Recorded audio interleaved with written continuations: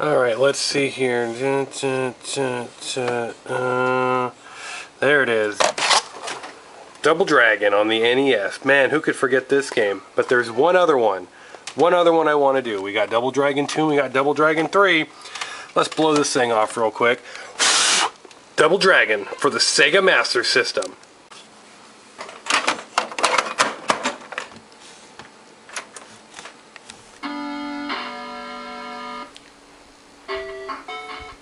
Oh yeah, Double Dragon on the Sega Master System. Now this game is a direct arcade port. Now this is actually a sequel to the game Renegade. This one here actually features Billy and Jimmy Lee, the Double Dragons, also known as Spike and Hammer. Now coming up is actually the NES entrance. Look how much more vibrant and radical sounding this one is compared to its counterpart on the Sega Master System. Now here we go. Here's the first cutscene on the Nintendo Entertainment System. And here's actually the entrance to the first mission. Now, Jimmy Lee's actually set up in his Halloween costume this year. Happy Halloween, kids.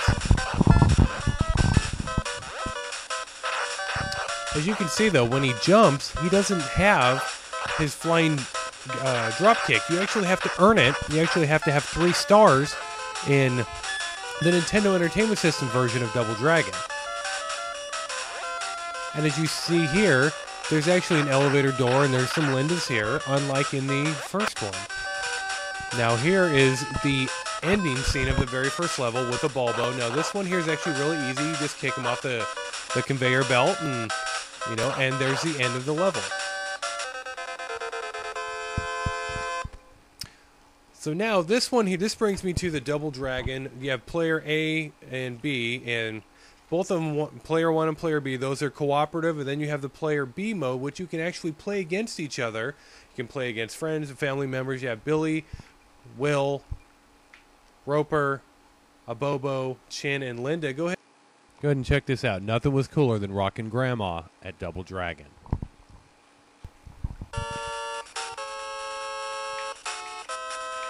I remember seeing this for the first time, and it was the coolest thing ever. I mean, being able to actually go head-to-head and using some of the actual characters right from Double Dragon. Normally, you're only able to use, like Billy or Jimmy, and that's it. But being able to use Roper or Chin, which was by far one of my most favorite characters. You could use a Bobo, you could use Linda. I mean, you had a choice of 6 characters, which at the time was unheard of.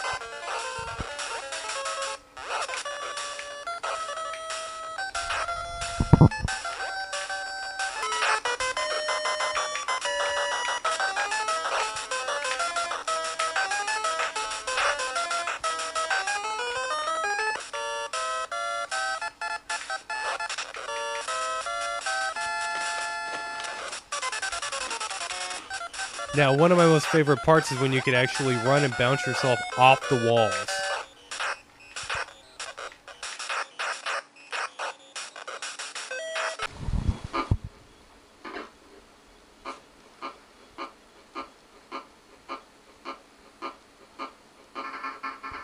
Double Dragon 1 for the Sega Master System also offered a cooperative 2-player where you could be Billy Lee and Jimmy Lee simultaneously. But Double Dragon for the Sega Master System did not offer a 2-person fighting game like the Nintendo version does. Now in the middle part of this game, in the Nintendo version, where the Lindas come out of the elevator, there's ladders and a platform up top. Now in the Sega Master System version, as you can plainly see, there are none. And I'm curious about who's in this poster. Was that one of the developers of the game? Looks more like Gary Busey.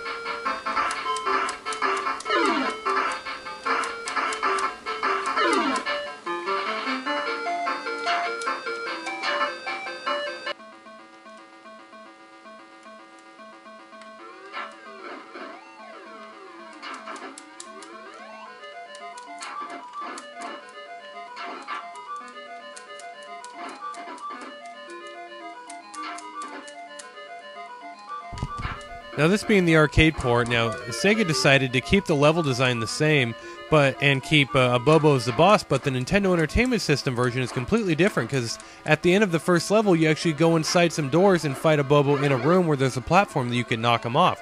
This one here, you have two guys in a steel drum.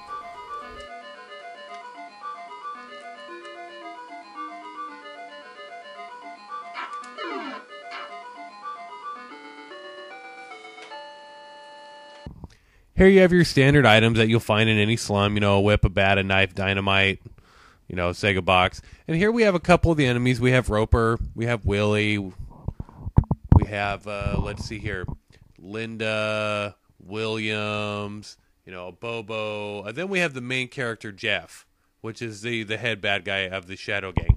Now, I think that all these characters were genetically altered, you know, mutated, so that way there'd be tons of them. It was easy for Jeff to do. All he had to do was take them to McDonald's.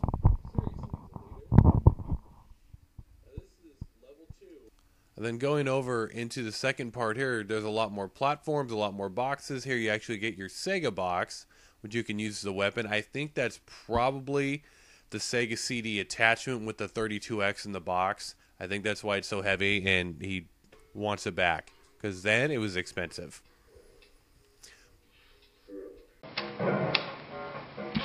Fuck you away.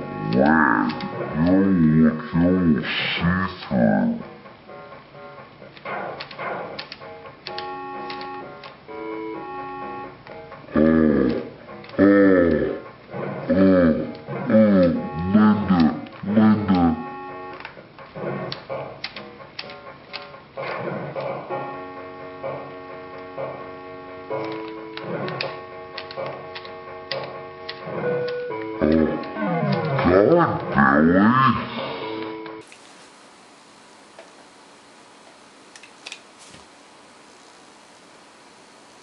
Seriously, does Nintendo know about this?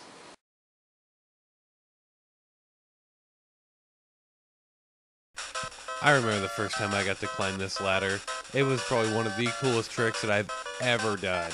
I mean, Double Dragon had such a variety of hidden tricks that you can do, but this by far was one of the easiest to find and one of the coolest, because you could amaze all your friends. Now the second one here is the Invisible Man trick. This one was a little bit harder, but once you figured it out, you could get all of your hearts so easily. Then the last one here is beating Chun without beating Chun, going down the ladders and finishing the level. Now, this trick here is actually the jumping back kick for the Sega Master System. You do this 20 times, and you get infinite lives, or infinite continues. This is the only trick that's in the game, but it's the only one that you need.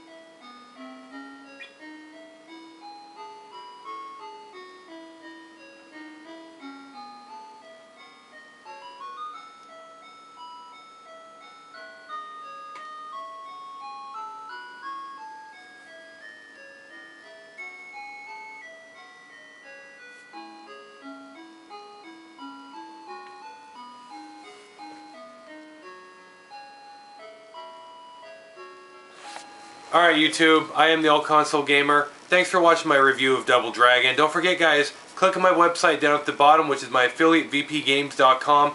Great prices on retro gaming, handhelds, and also plug and play. So guys, until we meet again.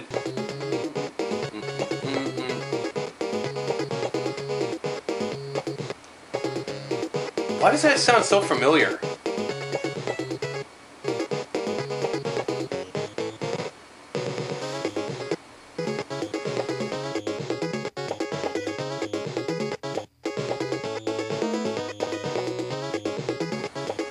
No. Please, God, no.